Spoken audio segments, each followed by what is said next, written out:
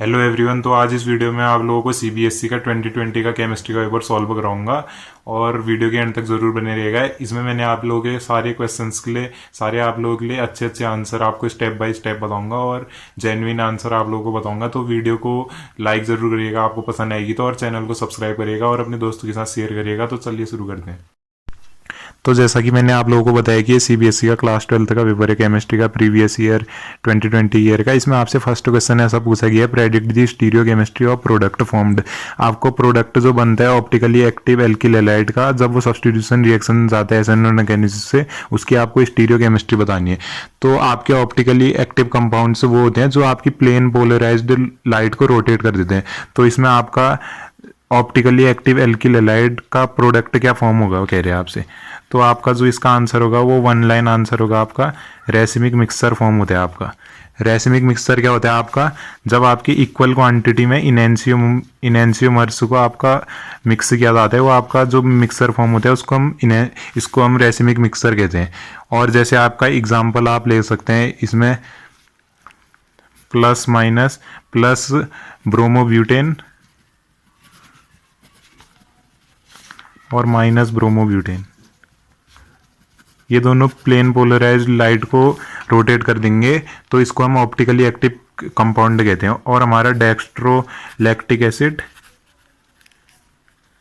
और लिवोलैक्टिक एसिड, ये भी आपके ऑप्टिकली एक्टिव कंपाउंड है, इसके एग्जाम्पल हो जाएंगे। अब आपसे सेकंड क्वेश्चन पूछा गया है कि name the instrument used for measuring the angle by which the plane polarised light is rotated. हमको उस इंस्ट्रूमेंट का नाम बताने हैं जिससे हम एंगल नापते हैं प्लेन पोलराइज्ड लाइट का जब वो रोटेट की जाती है।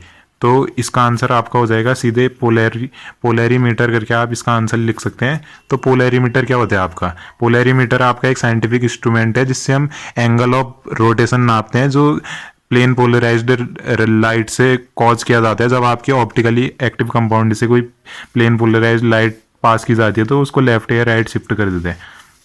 अब आपका थर्ड क्वेश्चन है, predict the major product formed when two bromopentane react with alcoholic KOH। यहाँ पर को आपका CH2 होगा, सिंगल बॉन्ड होगा, ये आपका 2 ब्रोमोपेंटेन हो गया, कार्बन की 4 वैलेंसी पूरी होगी, सिंगल बॉन्ड होगा क्योंकि पेंटेन है। अब इसको हम एल्कोहलिक KOH से रिएक्ट करते हैं, एल्कोहलिक KOH। तो यहाँ सेट-जैब रूल लगता है आपका, बीटा एलिमिनेशन होता है और आपका फॉर्म हो जाएगा सेट-जैब रूल के अकॉर्डिंग। सेट-जैब रूल करके एक रूल होता है, जैसे आपका मार्कोनी रूल है। तो इसमें आपका प्रोडक्ट फॉर्म हो जाता है CH3 CH2 CH double bond CH CH3। 2 pentene आपका मेजर फॉर्म होगा और माइनर आपका फॉर्म होगा 1 पेंटीन, सेट-जैब रूल के अकॉर्डिंग। अब give one use of CHI3। तो CHI3 का हमको यूज बताने हैं। CHI3 होता क्या आपका, आइडो फॉर्म होते हैं। आपको कॉमन नेम भी पता होना चाहिए इसका, आइडो फॉर्म।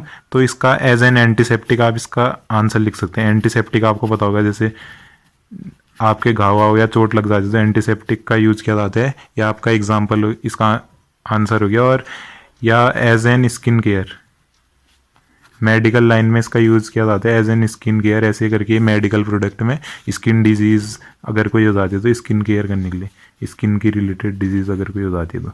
ये इसके दो आपके यूज़ हो गए। वन यूज़ पूछा, आप कोई भी एक लिख सकते हैं। आइडोफॉर्म आपका एक आपसे कभी पूछ भी सकता है, येलो कलर का एक कंपाउंड होता है, तो जो आपका ऑर्गेनिक हेलोजन कंपाउंड होता है, ऑर्गेनिक हेलोजन कंपाउंड, हेलोजन है ना इसमें, I3 कंपाउंड येलो कलर का होता है। अब आपसे पूछा है कि right the structure of products formed when anisole is treated with HI। तो एनिसोल आप पहले दिखाएंगे,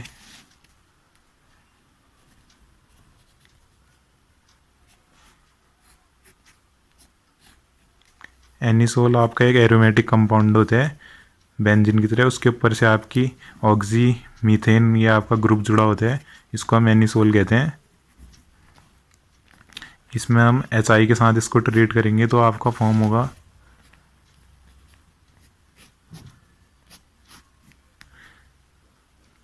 आप लोग वीडियो देखते हैं और इस पर सब्सक्राइब और लाइक वगैरह नहीं करते हैं वीडियो को, तभी तो ये और लोगों के पास पहुंचेगी वीडियो। आप लोगों को ऐसे कोई नहीं समझाएगा, सीधे आंसर दे देंगे, आपको सीधे बता देंगे कि फिनॉल बना करके। ऐसी पूरी रिएक्शन कोई नहीं बताएगा कि HI क्या होता है, एनिसोल क्या होता है करके। ये आपका है मैथिल आयोडाइड, ये भी फॉर्म होता है।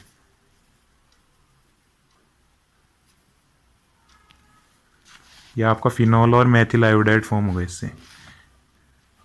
C6H5OH भी बोलते हैं हम इसको। अब हम आ जाते हैं सिक्स्थ क्वेश्चन की तरफ। इसमें आपको सिक्स्थ में ऐसा पूछा है कि identify which liquid will have higher vapour pressure. Higher vapour pressure किसका होगा? 90 डिग्री सेल्सियस में। अगर बॉइलिंग पॉइंट आपको दे रखे हैं दो लिक्विड के A एंड B के 140 degree Celsius and 180 degree Celsius respectively. जैसे आपका 140 डिग्री सेल्सियस, लिक्विड ए का आपका 140 डिग्री सेल्सियस है, तो ये मोर वॉलेटाइल होगा, मतलब ये जल्दी आपका भाप बन रहा है, जल्दी उमल रहा है, लिक्विड भी नहीं है, तो वेपर प्रेशर आपका ज़्यादा रहेगा। वेपर प्रेशर आपका लिक्विड ए का ज़्यादा रहेगा 90 डिग्री सेल्सियस में, लिक्विड ए का ज़्यादा रहेगा क्योंकि ये जल्दी वॉलेटाइल हो जा रहा है। और ये राउल्ट्स लॉ और इसमें वेपर प्रेशर इसके अकॉर्डिंग बॉइलिंग पॉइंट की वजह से आपका वेपर प्रेशर इसका ज़्यादा रहेगा इसका 90 डिग्री सेल्सियस में। अब आपसे पूछा है कि सेवन्थ क्वेश्चन में out of zinc and tin, zinc और टिन में से किसकी कोटिंग ज़्यादा बेटर रहती है आयरन ऑब्जेक्ट को प्रोटेक्ट करने के लिए? तो इसमें आपका होगा कि जिंक की कोटिंग ज़्यादा बेस्ट रहती है। अब क्यों रहती है? क्योंकि जिंक का रिडक्शन पोटेंशियल बहुत लो होता है। ये जो इसका रिडक्शन पोटेंशियल है ये बहुत लो रहता है।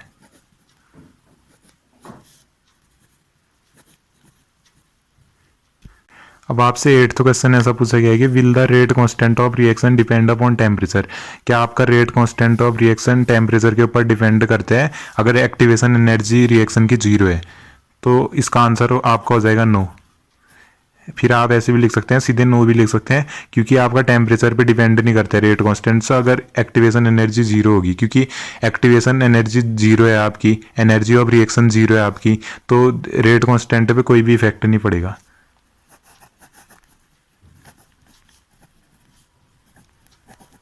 No effect on rate constant.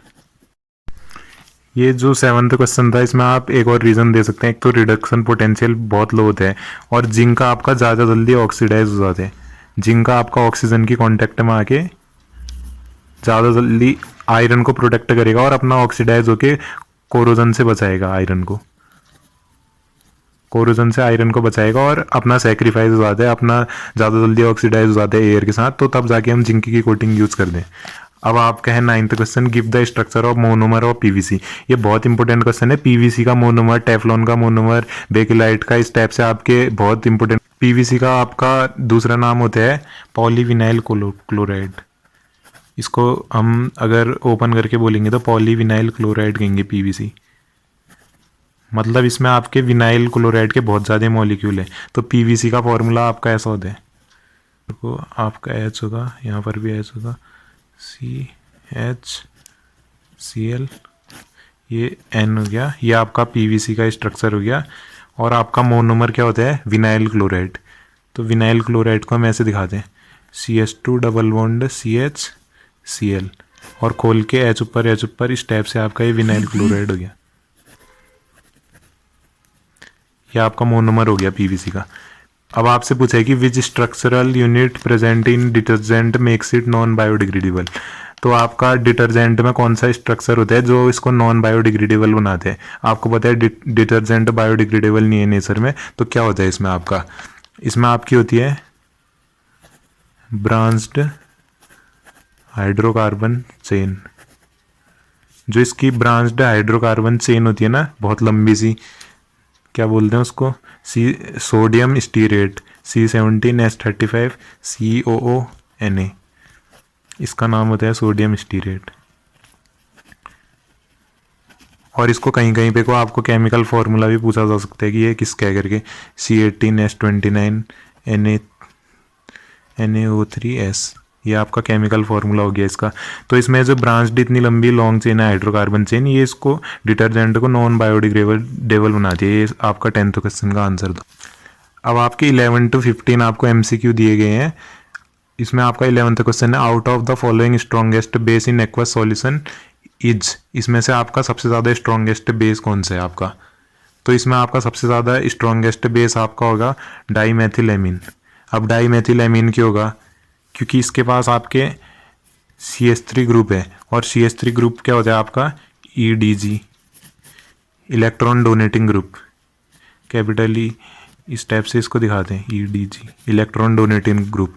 तो ये इलेक्ट्रॉन को डोनेट कर देते हैं आपका CH3 ग्रुप। इसमें मैथिलेमीन, नाइट्रोजन को आपका इलेक्ट्रॉन डोनेट कर देते हैं, और नाइट्रोजन में आपकी इलेक्ट्रॉन डेंसिटी बढ़ जाती है। ये इसका रीज़न है। कभी आपसे शॉर्ट आंसर क्वेश्चन में रीज़न भी पूछ सकते हैं। जो इलेक्ट्रॉन डोनेटिंग ग्रुप है मैथिल, इसमें दो दो मैथिल है दोनों तरफ से।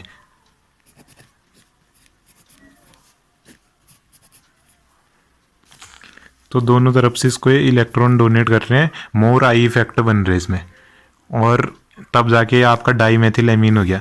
और अगर आपसे कहे कि मैथिलेमीन क्यों नहीं है करके, तो मैथिलेमीन आपका सॉल्वेशन प्रोसेस को जनरेट कर देता है एक्वस सॉल्यूशन में, सॉल्वेशन प्रोसेस की वजह से। और स्टेरिक हिंड्रेंस, आपका स्लोइंग ऑफ केमिकल रिएक्शन को हम स्टेरिक हिंड्रेंस कहेंगे। और आई इफेक्ट का भी बहुत असर पड़ता है। प्लस आई इफेक्टिव ग्रुप है या माइनस आई इफेक्टिंग ग्रुप है, आई इफेक्ट की वजह से भी। तो जो आपका अवेलेबिलिटी होती है लोन पेयर ऑफ इलेक्ट्रॉन की, वो डिक्रीज हो जाती है नाइट्रोजन एटम में। इसलिए आपका ट्राईमेथिलेमीन भी नहीं होगा इससे ज़्यादा बेसिक एक्वस मीडियम में, और आपका मैथिलेमीन भी नहीं होगा, और ट्राईमेथिलेमीन भी नहीं होगा। तब डाईमेथिलेमीन इसका करेक्ट आंसर हो जाएगा। ये डाईमेथिलेमीन हो गया। इसमें आपके नाइट्रोजन के बाद इलेक्ट्रॉन डेंसिटी ज़्यादा हो जाती है, तो ये आपका स्ट्रॉन्गेस्ट बेस रह जाते हैं। आई इफेक्ट का भी बहुत बड़ा फिनोमिना रहता है। और स्टेरिक इंडेंस मैंने बता दिया, स्टेरिक बल्क हो जाता है आपका ट्राईमेथिल के पास। तीन तीन आपके मैथिल ग्रुप जुड़े हैं नाइट्रोजन के साथ।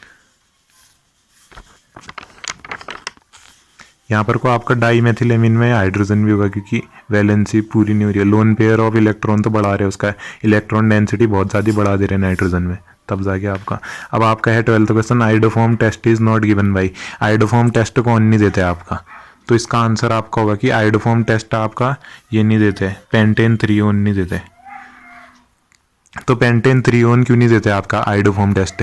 क्योंकि इसके पास प्रेजेंस ऑफ कार्बोनिल कंपाउंड नहीं है। जो इसके पास है मैथिल कीटोन नहीं है, इसके पास मैथिल ग्रुप का प्रेजेंस नहीं है। जो आपका पेंटेन थ्रीओन है, जब आप इसका फॉर्मूला देखेंगे तो पेंटेन थ्रीओन का CH3 CH2 C double bond O CH2 CH3, इसके पास मैथिल ग्रुप नहीं है, जिससे क्या कहते हैं आपका येलो PPT फॉर्म नहीं करते।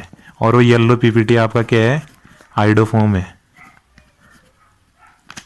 जबकि आपका मैथिल कीटोन जो है आपका मैथिल कीटोन जो है आपका, उसका फॉर्मूला हो जाएगा आपका CH3 CH2 C double bond O CH3। तो इसमें आप देख सकते हैं कि CH3 ग्रुप है। ये जब आपका CHI3 फॉर्म कर देते हैं, आइडोफॉर्म टेस्ट दे देते हैं, CHI3 येलो PPT फॉर्म कर देते हैं, और सोडियम ब्यूटेरेट फॉर्म कर देते हैं। आइडोफॉर्म इसी को कहते हैं हम, आइडोफॉर्म।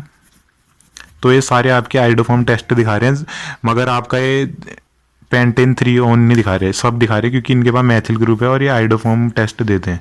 जो आपके एल्कोहल्स, कीटोन्स और जितने भी कार्बोनिल कंपाउंड है वो सारे आइडोफॉर्म टेस्ट देते हैं, जबकि ये नहीं देता आपका। अब आपका 13th क्वेश्चन है, out of the following transition element the maximum number of oxidation state are shown by. सबसे ज़्यादा ऑक्सीडेशन स्टेट किसकी दिखाई जाती है? SC स्कैंडियम का आपको पता होना चाहिए कि क्या है ऑक्सीडेशन स्टेट, इसकी +3 होती है। और MN की आपकी होती है, MN की आपकी बहुत ज़्यादा ऑक्सीडेशन स्टेट दिखाते हैं। कॉमन ऑक्सीडेशन स्टेट बता रहा हूँ मैं आपको, +2 +3 +4 +5 +6 +7, तो ये +7 तक दिखाते हैं। और जो क्रोमियम है आपका वो +2, +3 +6, इतने आपके 3 दिखाते हैं। और आयरन आपका जो है +2, +3, आयरन आपका 3 तक दिखा रहे हैं, 6 तक। तो आपका मैग्नीज इसका करेक्ट आंसर हो जाएगा। अब आपका है 14th question, hardening of leather in tanning industry is based on. जो आपका हार्डनिंग ऑफ लेदर होता है टैनिंग इंडस्ट्री में, वो किस प्रोसेस पे बेस होते हैं? तो इसका आंसर आपका सीधे सीधे लिख देंगे, म्यूचुअल कोगुलेशन। म्यूचुअल कोगुलेशन कैसे होगा? क्योंकि जो आपका टैनिन है ना, जो आपका वो नेगेटिव चार्ज कोलोइडल पार्टिकल है, नेगेटिव चार्ज कोलोइडल पार्टिकल। और जो आपका लेदर है, लेदर आपका पॉजिटिव चार्ज है, लेदर में आपका पॉजिटिव चार्ज होता है। तो ये दोनों आपका कोगुलेशन कर देते हैं, जिससे आपका हार्डनिंग ऑफ लेदर हो जाते हैं। अब हम आ जाते हैं 15th क्वेश्चन में। हमको IUPAC नेम बताने हैं। ये आपके बहुत इंपॉर्टेंट क्वेश्चन बनते हैं। IUPAC नेम पे आपका शॉर्ट आंसर भी बन सकता है। तो ये आपका 1 नंबर वाले है। तो IUPAC नेम बताने हैं हमको इसमें। तो इसमें आपका होगा, इसमें आपको COS ग्रुप जुड़ा है, तो इसको COS ग्रुप को प्रेफरेंस दी जाएगी और इसका आपका नाम हो जाएगा 2,2 डाईमेथिल ब्यूटेनोइक एसिड, क्योंकि इसमें हम इसको मैथिल को खाली ब्रांच्ड चेन की तरह ले रहे हैं। 2,2 डाईमेथिल और ब्यूटेनोइक एसिड, मैथ है प्रोप ब्यूटेनोइक एसिड हो जाएगा। इसका आंसर आपका फर्स्ट हो जाएगा। बुकों में देख के भी देख सकते हैं, सारे आंसर आपके करेक्ट होंगे। और अगर आपको कोई आंसर गलत लगेगा तो मुझे कमेंट सेक्शन में बता सकते हैं आप। अब 16th क्वेश्चन है असर्शन और रीजन वाला। तो इसमें असर्शन दिए और रीजन दिया है। इसमें अगर असर्शन और रीजन दोनों करेक्ट होंगी तो हमको दोनों करेक्ट बताने हैं, और रीजन भी करेक्ट एक्सप्लेनेशन है ए का असर्शन का। और अगर बोथ असर्शन रीजन करेक्ट है लेकिन आपका रीजन जो है करेक्ट एक्सप्लेनेशन नहीं है ए का, और जो असर्शन करेक्ट है लेकिन रीजन इनकरेक्ट स्टेटमेंट है, और जो आपका असर्शन इनकरेक्ट है और लेकिन रीजन करेक्ट है। तो इसमें आपको 16th क्वेश्चन में दे रखे है कि AU and AG are extracted by leaching. AU और AG आपका जो है, जो आपका AU और AG है वो एक्सट्रैक्ट किए जाते हैं लीचिंग से, उनके ओर बनाए जाते हैं डाइल्यूट सॉल्यूशन ऑफ NaCN। तो इसका रीजन दे रखे है आपको, इम्प्यूरिटीज एसोसिएटेड विद दिस और से डिजोल्व, जो इसकी इम्प्योरिटी होती है वो डिजोल्व होती है NaCN में। तो इसका आपका आंसर हो जाएगा कि assertion is correct but reason is incorrect, क्योंकि आपका जो AG और AU है वो आपके डिजोल्व भी इसलिए होते हैं ताकि वो सॉल्युबल कॉम्प्लेक्स बने, सॉल्युबल कॉम्प्लेक्स बने, ना कि ये रीजन है। तो इसका थर्ड ऑप्शन आपका सही रहेगा 16th क्वेश्चन का। 17th है fluorine fluorine bond in F2 molecule is weak. ये आपका वीक होता है, ये तो आपको पता है। और फ्लोरीन एटम आपका स्मॉलर इन साइज है। तो आपका इसका आंसर हो जाएगा कि असर्शन भी सही है और रीजन भी सही है, दोनों आपका स्मॉल इन साइज भी होता है और वीक भी होता है बॉन्ड, लेकिन आपका रीजन करेक्ट आंसर नहीं है। तो इसका आंसर आपका हो जाएगा कि जो आयनाइजेशन एनर्जी है फ्लोरीन की जो आयनाइजेशन एनर्जी है आपकी वो बहुत लो रहती है, वेरी लो, जिसकी वजह से दूसरे मेटल के साथ, दूसरे एलिमेंट्स के साथ रिएक्ट कर जाते हैं, रिएक्टिविटी हाई होती है, तब जाके इसका बॉन्ड आपका F2 मॉलिक्यूल्स के बीच में वीक है। अब आपका 18th क्वेश्चन है linkage isomerism arises in coordination compound because of ambient ligand.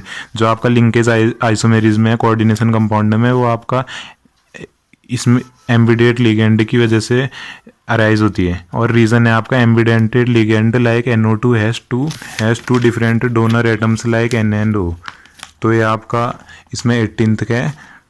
तो इसमें आपके दोनों ऑप्शन सही होंगे इसमें आपके। अब कैसे होंगे? लिंकेज आइसोमेरिज्म में अराइज होती है कोऑर्डिनेशन कंपाउंड में एम्बिडेंट लिगेंड की वजह से, और एम्बिडेंट लिगेंड NO2 जैसे आपका, इसमें आपके दो डिफरेंट डोनर एटम्स होते हैं। तो इसमें आपका हो जाएगा पहला ऑप्शन बोथ A एंड, ये आपको ऑप्शन दिया होगा कि रीजन आर करेक्ट,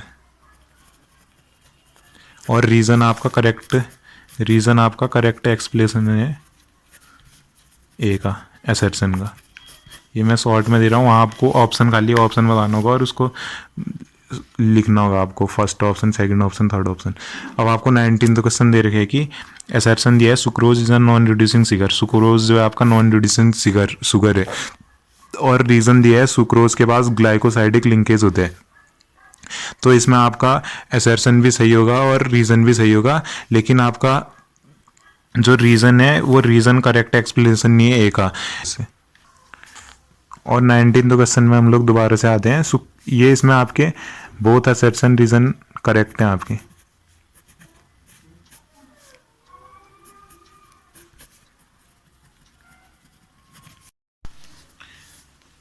तो ये जो हमारा 19th क्वेश्चन है इसमें हमारे बोथ असर्शन और रीजन करेक्ट हैं, लेकिन आपका जो रीजन है वो करेक्ट एक्सप्लेनेशन नहीं है ए का। ये आपका रिड्यूस इसलिए नहीं होता है सुक्रोज क्योंकि इसके बाद फ्री एल्डिहाइड और कीटोन नहीं होते हैं।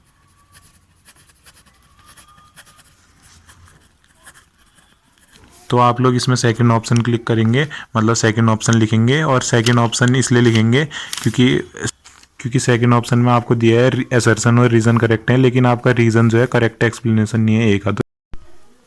तो जो आपका 20th क्वेश्चन है इसमें आपका फर्स्ट ऑप्शन हो जाएगा, बोथ आपके जो असर्शन और रीज़न है वो करेक्ट हैं,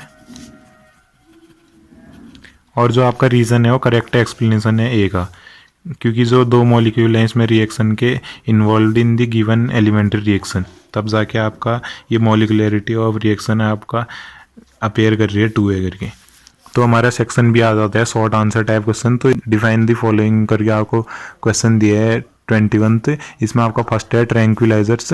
तो ट्रैंक्विलाइजर्स आपकी ऐसी ड्रग होती हैं जो डिज़ाइन की जाती हैं treatment of anxiety, fear, tension, agitation and disturbances of the mind. तो specially to reduce states of anxiety and tension.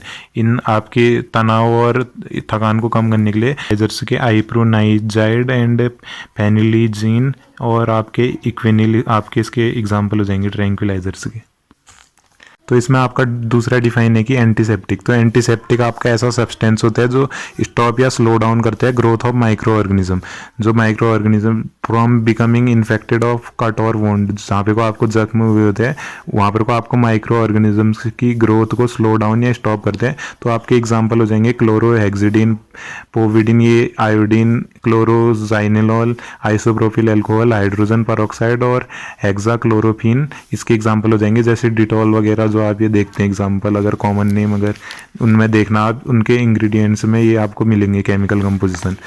और आपका इसका अगला क्वेश्चन है, इसी में आपको ऑप्शनल में दिया है explain the cleansing action of soap. Soap का क्लिनजिंग एक्शन बताओ। तो सोप में एक हाइड्रोकार्बन पार्ट होता है जो हाइड्रोफोबिक होता है, जो अट्रैक्ट करता है डर्ट को, ग्रीस को, ऑयल को। जो हाइड्रोफोबिक मतलब हाइड्रोस वाटर से रिएक्ट नहीं करते, डर्ट, ग्रीस और ऑयल को अट्रैक्ट करके इनके साथ चिपकता है। और हाइड्रोफिलिक पार्ट जो होता है आपका वो CONA, वो वाटर को अट्रैक्ट करता है और ऑयल, डर्ट, ग्रीस को बाहर ले जाता है। तो ये आपकी मैकेनिज्म हो जाएगी। ये आपको शॉर्ट आंसर में बताने हैं तो तभी ऐसे करके होगा।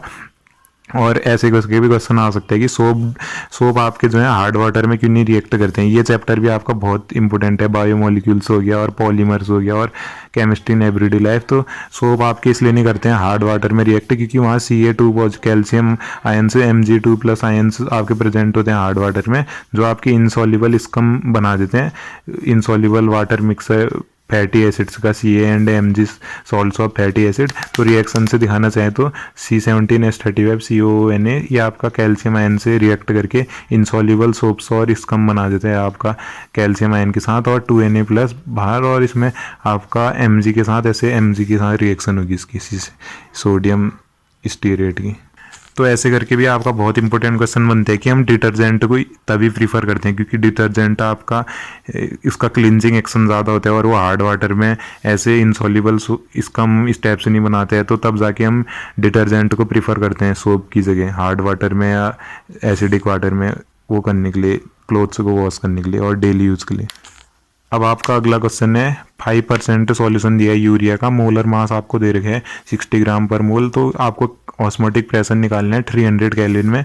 आपको R दे रखे हैं 0.0821 लीटर ATM और केल्विन इनवर्स मोल इनवर्स। तो इसका ऑस्मोटिक प्रेशर का फॉर्मूला आपका होता है pi equal to CRT, C जहाँ आपका मोलैरिटी होता है, और मोलैरिटी निकालने का आपको मैंने फॉर्मूला बताया नीचे वीडियो में देख लीजिएगा आप जो मेरी वीडियो है। वॉल्यूम ऑफ सॉल्यूशन आपका 100 ml है। तो इसको हम ऐसे लिखेंगे pi V equal to NBRT।